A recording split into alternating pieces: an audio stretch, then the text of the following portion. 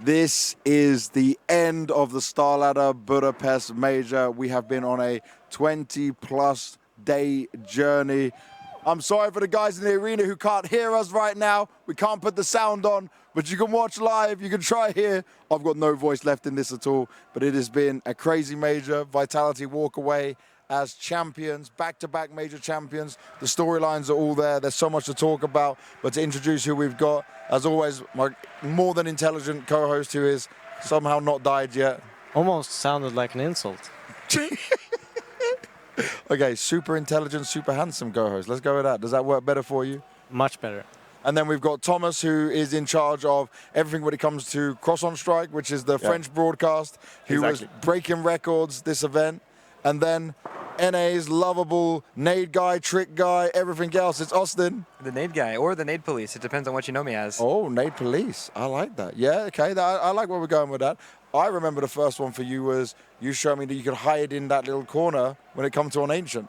Yeah, I mean, that one took off way more than I ever thought it would. I just woke up one morning to Olaf Meister posting, there was a clip in my chat from Olaf Meister doing it and then shouting me out, and I was like, oh my God, this is insane. Yeah, everyone was taking note. But this major, this ending, Austin, let's start with you. You were basically in the crowd. You were streaming from a PC in here.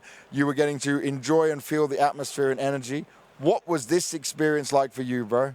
I mean, this was easily the best live event I've ever been to, like, period. I mean, I think the players definitely felt that as well. I mean, I got to play the show match, and just even for the show match, just hearing and feeling the table vibrate, it was absurd. It was just the best crowd ever for Counter-Strike, and more fitting. What more fitting than for a major? Did you get very hot by the fire, the propane that was going up? They didn't really tell me about the fire until we were about to go live, and they're like, oh, by the way, there's fire that comes out of the ground. Oh, and then, but it wasn't that bad. Okay, because I'm telling you, it was getting very sweaty in these suits when I was trying to duck and dive around the fire. And sometimes I would just forget about it, and then all of a sudden it goes off by the side of you. Thomas, for you, obviously, Vitality is a French organization, 2 French players on there. But you guys broke records this major. Yeah, we did. Exactly, we did. It was pretty impressive, to be honest. We did 80K, like if you take Twitch and YouTube. So for us, like our previous record was a bit above like 50K. So wow, that's huge. Absolutely huge for us. Thanks to Vitality, of course, to help us doing stuff like this. And yeah, we did also more than 9,000 subs on the channel. So brilliant. Yeah, we break record everywhere. So yeah, thanks to Vitality and thanks to all the French fans who start to discover Counter-Strike. Devilwalk, you just finished up on the desk, your second ever major desk. The first one was Antwerp, so now you're 2-time major champion, player, coach, and also 2-time major analyst desk man. Yeah, this was my first final, though. I only did a semi-final in Antwerp. Okay. I'm pretty sure. But I got to enjoy the final in the arena in Antwerp, and I think, you know, they're 2 very different experiences. Yeah. Running around into green rooms, writing down things you want to talk about. So it's a completely different experience, but it was a very enjoyable one. Now, I want to talk a bit about the Counter-Strike before we get into some other things, because this was looking like it could be deadly for Vitality. My thoughts, especially not even before we saw the first map, but just the fact that it seemed like FaZe were on one of these crazy magic runs, and then you get the first map. I was sat there thinking, oh God, Vitality are going to throw this away. What was your reaction at the beginning? It's something like with FaZe, it has to be Kerrigan, where I'm a lifelong FaZe fan, and I'm not going to lie, coming into this major, I was checked out. I thought, seeing them struggle through the group stage, I thought it was over, the 0.4 second, save from Kerrigan, and then by the time we got here, I was like, oh my God, they're going to do it. I can't believe it. They won the first map, and I was over the moon, and then reality set in. I don't know, it's just FaZe magic. It is really some FaZe magic. Devilwalk, you were kind of at the time saying all the time, Vitality will take this, we'll take this, we'll take this. Did that mindset change because of what you saw on the first map? I did not change that at all. I wasn't really nervous for Vitality because I thought that the 3 maps for me that FaZe needed to win was the 3 first ones. So they needed to 3-0 Vitality for me. They needed to pick up the Nuke, they needed to pick up Dust 2, and they needed to pick up Inferno. And you know, when you go to an overpass, it was almost like the longer the be a best of 5 kind of went, the more it was just moving towards Vitality. Because overpass, you know, it's not a map that FaZe had looked great on by any means. I think they've lost, against NIP earlier in the tournament. I feel that was probably, for me, probably their worst map when they won both pistols and still lost 13-8 on overpass. And then Mirage, I think Vitality had something like 84-86% win rate on that map, whilst FaZe would be more of a 50-50. So it just felt like they needed to sweep them instantly to have a chance. You must have been believing from the beginning, Thomas. Of course. Yeah. I remember streaming the match of FaZe in the stage 1 between Red Canids and saying they just avoid losing on 5 different map points. They're still in the tournament and they're able to come back and go in the final. It was just a believe, a dream, and they made it. I was kind of surprised, but at the same time, I had this feeling that Vitality was the perfect team to counter FaZe. Yeah. And after the first map that FaZe won, it was not the same scenario as usual. Usually FaZe start to lose, and after they get momentum and they manage to close the game. The fact that FaZe won the first match, I was like, okay, Vitality now have 2 different maps to stop the FaZe momentum. If they manage to do it, FaZe won't come back, and that's exactly what happened on those 2. Yeah. And I want to also look at this, right, as that for Vitality, yes, the best team of the year, even if they didn't win this major, right? But this is one of these crazy scenarios where they didn't come into this playoff bracket as favorites, and then they went on this tear and things started to look better for them. And just look at this, the performances they had here was something changed in them coming into this playoffs that maybe was unexpected, because this was a level up from not just the usual suspects. It was almost everyone minus Apex who actually did start to perform a little bit better from the semis onwards. I mean, did you say Vitality or for FaZe? Yeah, for Vitality. For Vitality. I mean, I think that Vitality, sometimes they can start a little bit loose in a tournament. They can almost look a little bit lost. And I think they actually did even in this grand final. But once they get kind of a slap on the wrist or something, it seems like they just wake up and start playing again. And I feel like we've seen this time and time again, where you start to get worried for Vitality, and that's when they come back and they just kick in another gear. Because on Nuke, I thought it was uncharacteristic from Vitality. They looked timid, they were kind of hiding behind boxes, and they weren't really putting themselves out there to take duels. It felt like it was more FaZe players clearing them in corners rather than them setting up plays and being proactive, especially on their CT side. And it's just not what I've seen from them at all throughout the year. Even in the I guess, bad tournaments, a top 4 finish, they played better than they did on that Nuke. You know what, I'm going to just give you something leaked information. We were waiting for it to hit. ZywOo is the MVP. So that is now all his majors, all 3 of them, him being the MVP. But I'll say this, both Rops and Mezzy were looking like they were trying to chase him. This was not like a definitive run where ZywOo was going to be guaranteed it, right? Yeah, definitely. And does that mean that ZywOo is the first ever 3-time major MVP? It has to be. Yeah, it has to be. Yeah, it has to be. It has to be, yeah. Yeah. So that's definitely going to be interesting when it comes into the GOAT debate now. Yeah, because obviously in Astralis it went up and down, right? Different players had it. Right. Now this was definitely a great event from everybody on Vitality. I mean, not surprised that they won, but when it comes down to ZywOo getting the MVP over Robs or Mezzy, I feel like it has to be ZywOo, just because he played better consistently throughout the entirety of the group stage, and then also in playoffs. We had pop-off performances from Mezzy and Robs, but it wasn't like ZywOo took a map off ever. He was always constantly there, and yes, Mezzy did great today in the final specifically, but still ZywOo was putting up the same kind of numbers he has been. If you go match MVP, I would say Mezzy. But overall for the tournament, I'd agree with that. Agreed. Yeah. That's why Vitality is so strong, basically. For example, Spirit got Donk, we got other team with very strong player, but Vitality is a true team, to be honest. And when you can see the performance that Mezzy is doing, because for a long time he was a player who already everyone was saying maybe you should kick Mezzy to get a better player in terms of name. But Mezzy is now a good player individually, but as a team player, holy shit, he's super good. He super good. And what you can see on Inferno, for example, for me is the best moment you can understand how Vitality works, because in the beginning, Zero isn't that good. He's missing a lot of AVP shots, and we can see Robs doing clutch one after the other. And Mezzy, when Rob started to play a bit a lower level, I'm gonna say, Messi started to get some numbers at that point. So in the end, we got all 5 players performing at the same time. And of course, when you play at that level, you win Major. Yeah, I mean, I've said this in the past. It's almost like every single player on Vitality could be a star player on any other team in the world. And that's a scary prospect, right? You know, Messi, he was a superstar in Fnatic to some extent, Rops in FaZe, you know, Saivu, obviously, you know, who can do that. And Flamesy, you know, came from OG, right? And he was an incredible player. By the way, I'm just going to keep saying this. Vitality signed Flamesy and Rops with no buyout. Yeah. People can't forget the... Like, there are so many organizations that make horrendous screw-ups with, like, letting a player go or not getting the money they should for a player, or they can't quite get it right on the transfers.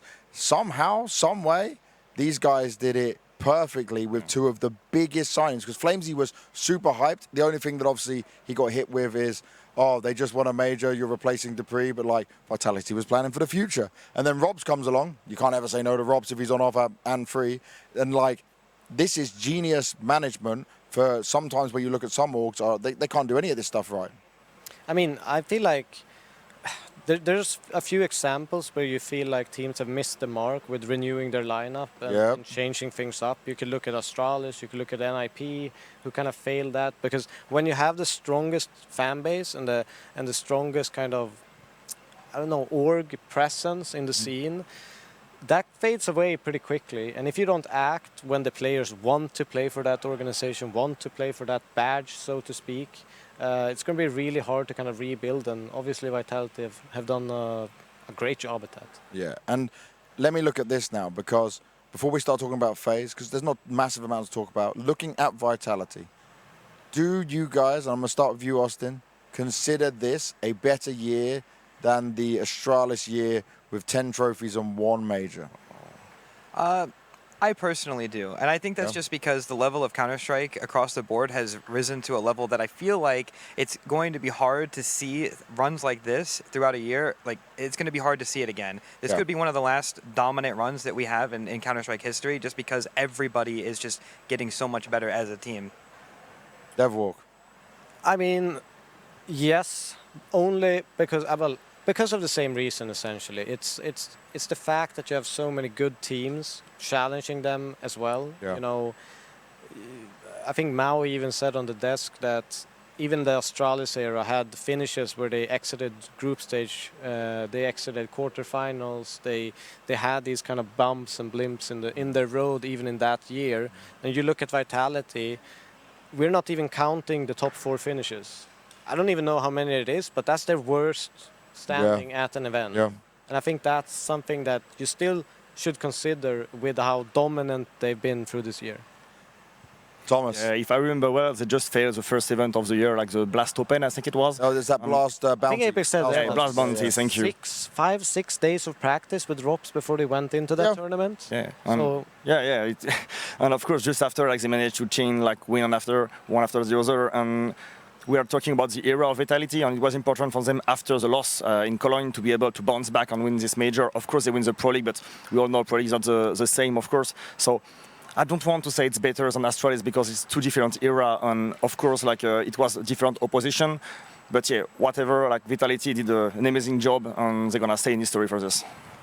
I'm kind of on like Thomas's thinking that because the time difference is so huge, and obviously what Astralis did revolutionize what was going on in Counter-Strike, Vitality have broken records. Vitality have looked better and more dominant, especially like looking at that best of 3 record they had. And they come back, especially at the end part of this year where you thought another team might drop off and not be able to perform. But I will say that both these eras, if you want to call them that, or however you're going to name it, are equally as credible right now. But if we see some sort of, and I mean, this doesn't have to be 7, 8 trophies in a row again, or 7 trophies in a row again, some more next year. But if they have half as good of a year as they did this year next year, then I'm going to definitely be talking, okay, no one can touch them. Because that would be ludicrous. We would have never seen anything like it. I think the difference is, I don't personally consider them the best Counter-Strike team of all time. but I consider them the best Counter-Strike team of all time in the making. I think Okay, they that's a need good way of looking at it. little bit more Makes to kind sense, of trump makes sense, Astralis, but they're definitely number 2 for me.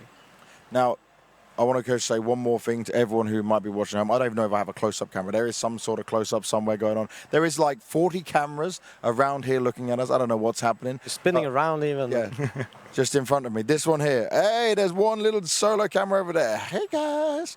Okay, what I want to tell you guys is you can type Corsair in chat.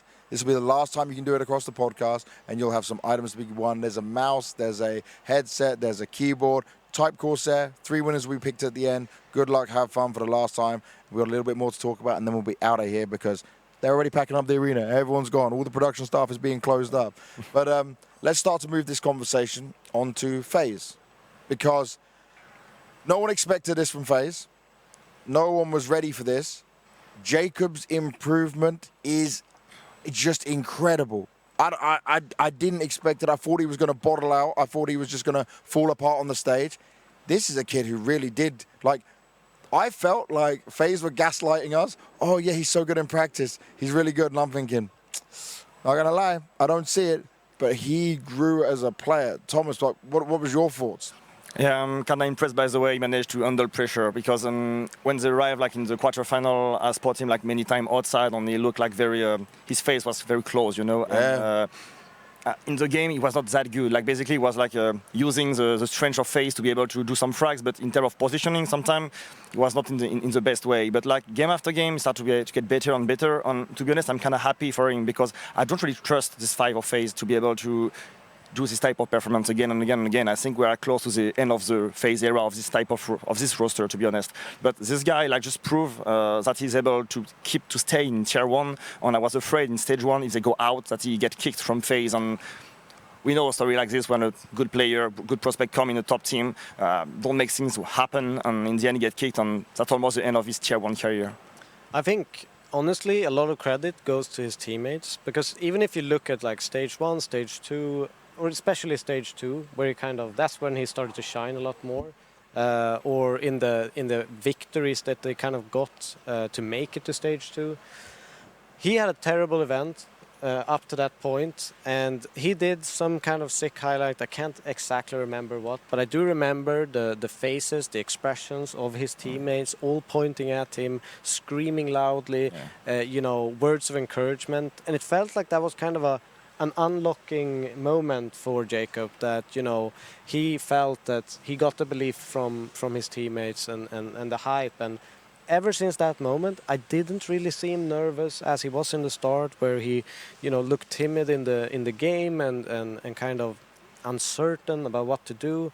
It looked like he finally got the trust, or believed himself that he had the trust of his teammates. So I think that was, you know, big credit to Kerrigan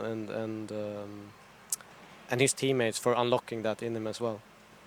And I think that's exactly why, like, Kerrigan will go down as one of the greatest, if not the greatest, IGL of all time, because this is, I don't even know how many times now he's been able to get the most out of players who have seemingly no experience, or FaZe is their like breakout team, and they just show up and impress time and time again. And you can even see it like in between the rounds, whenever Jacob does something good, Kerrigan's looking right at him and going, you're insane, stuff like that. And it's just like having the support group, like you said, of FaZe, it's just, it's insane.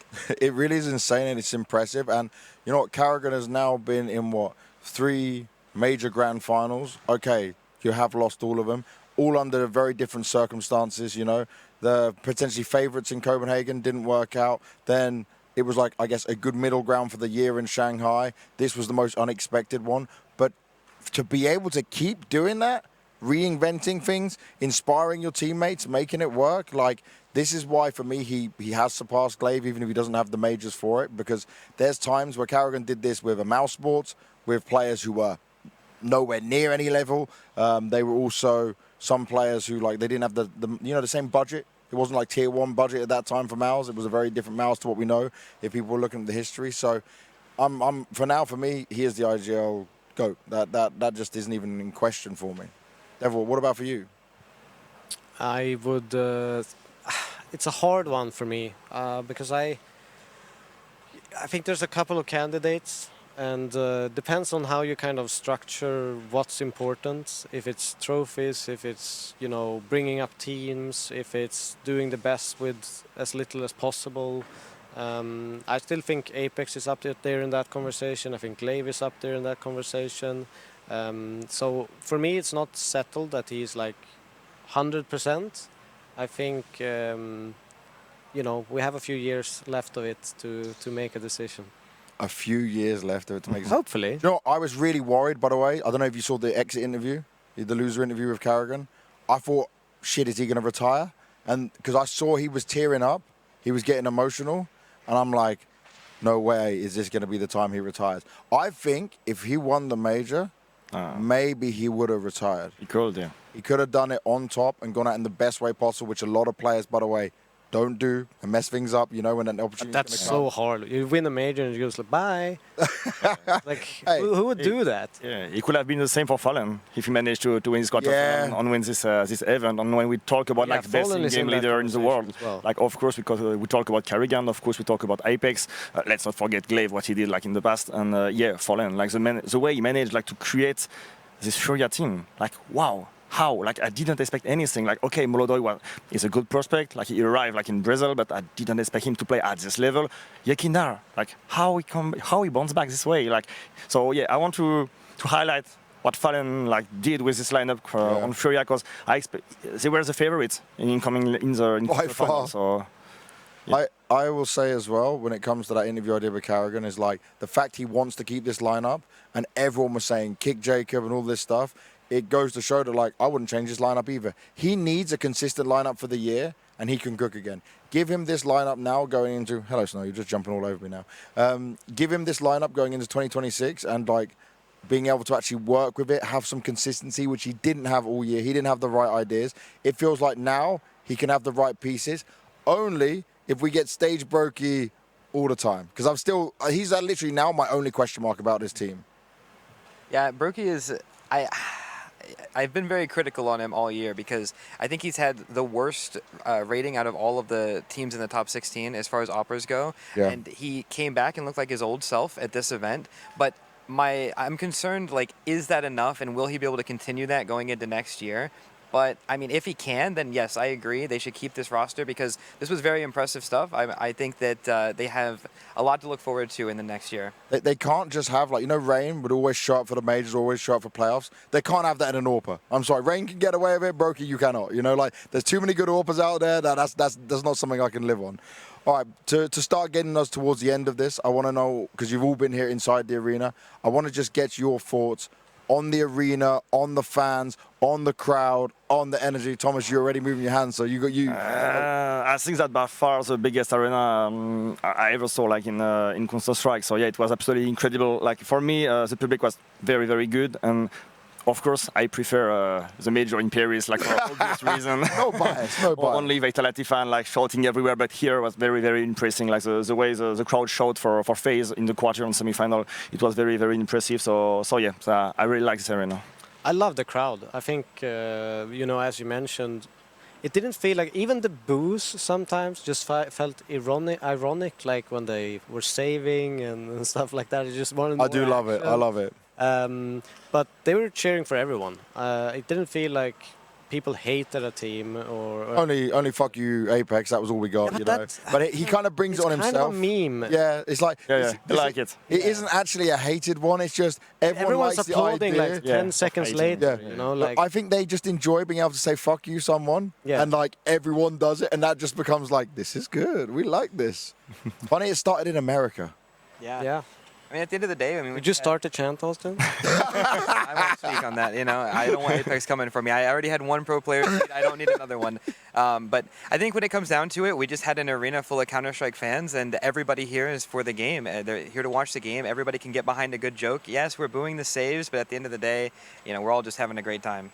Now, I'll say this, right? I haven't been the stage host of all the majors for a long time. I think this might be like my 7th major, maybe. I don't know the numbers. Weird flex. No, I'm not.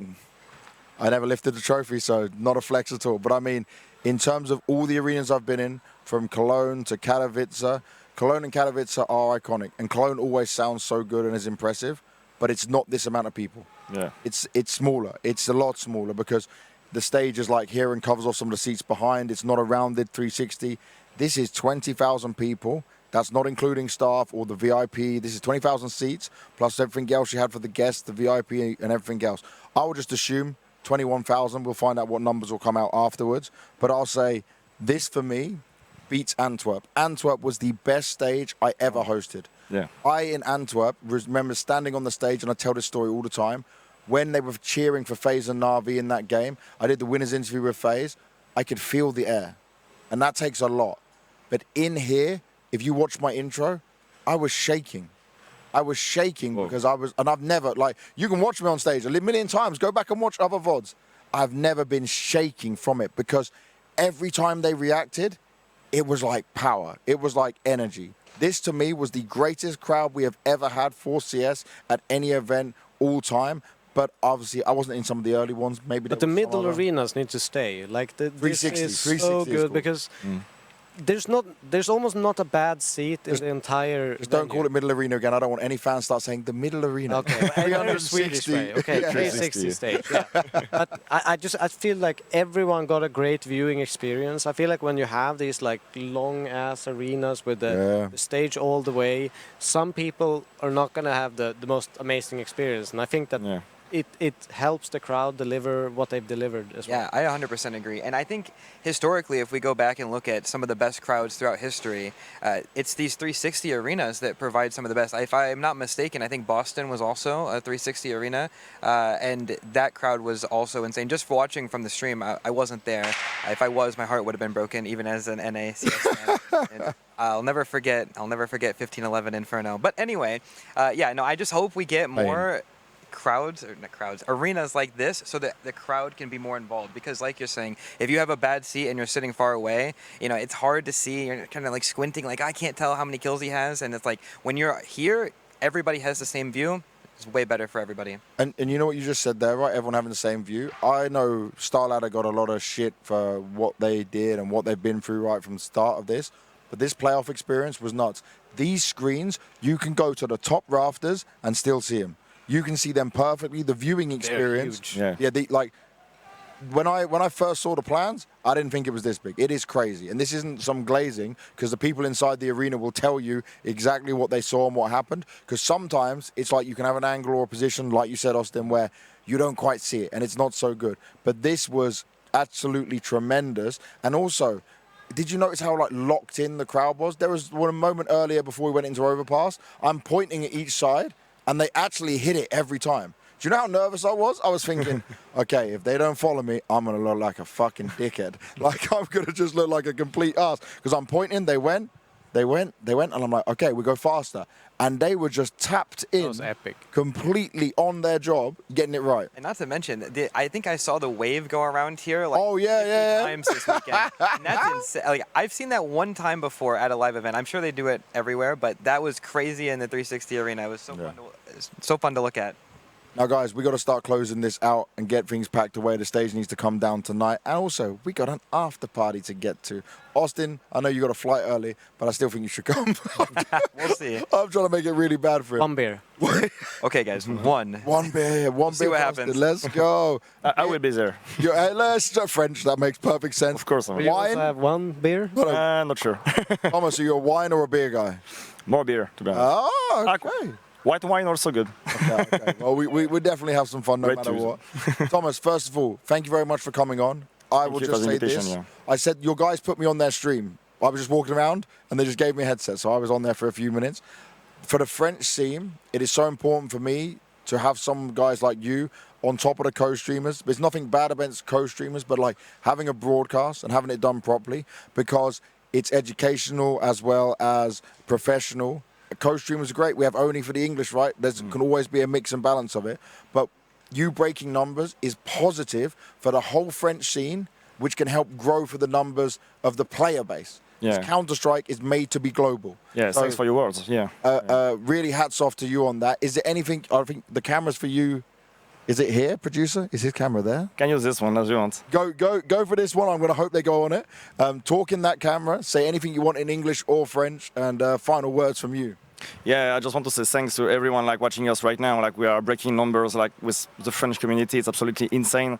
Thanks to all the people who start to watch now Counter-Strike in France. It's going very huge for us and it's gonna keep going. Thank you again. And let's say, I hope that 3D Max keep their promise to me and make playoffs of a major. If you get Vitality and 3D Max, you're definitely breaking those numbers. Yeah, for sure. Austin, you've been in the arena the whole time. You've been grinding. You've been on the... By the way, I will say this. My job can be hard at the moment on the stage. Your job, like, you are sat there for all the time, no analyst, watching a bit of the broadcast, trying to eat and drink. Do you eat and drink while streaming? Yeah, I did, actually. I had to run out in between maps. Oh, yeah. Because me and Devil did a few, like, low-key co-streams of random events. You get so fucking tired. Sometimes I feel like I'm going to fall asleep, especially on Inferno. Oh, yeah. That was not also the prettiest Counter-Strike, even for a final. No, yeah, that wasn't good. But just any words you want to say, any final thoughts to all the people out there who support and love you? I just want to say thank you guys for coming to support me if you do. And if you don't, I just want to put these tutorials out so that everybody can just share Counter-Strike. I want to bring the best out of the game for everybody. I want to share so you guys can all enjoy like I do. And hopefully you guys enjoyed the major as well. Devilwalk, your last chance before I have to force you to do another podcast when you get home. Not much of a break you're getting, mate. No, but yeah, thank you everyone for the support. I hope you enjoyed the major. I certainly did, and thank you guys for joining us here. Thank you. Thanks for the invitation. Yeah, it's a pleasure. Super lovely. I mean, let's go Counter-Strike. Yeah. Let's go Counter-Strike. Well, that is it. The StarLadder Budapest Major has ended.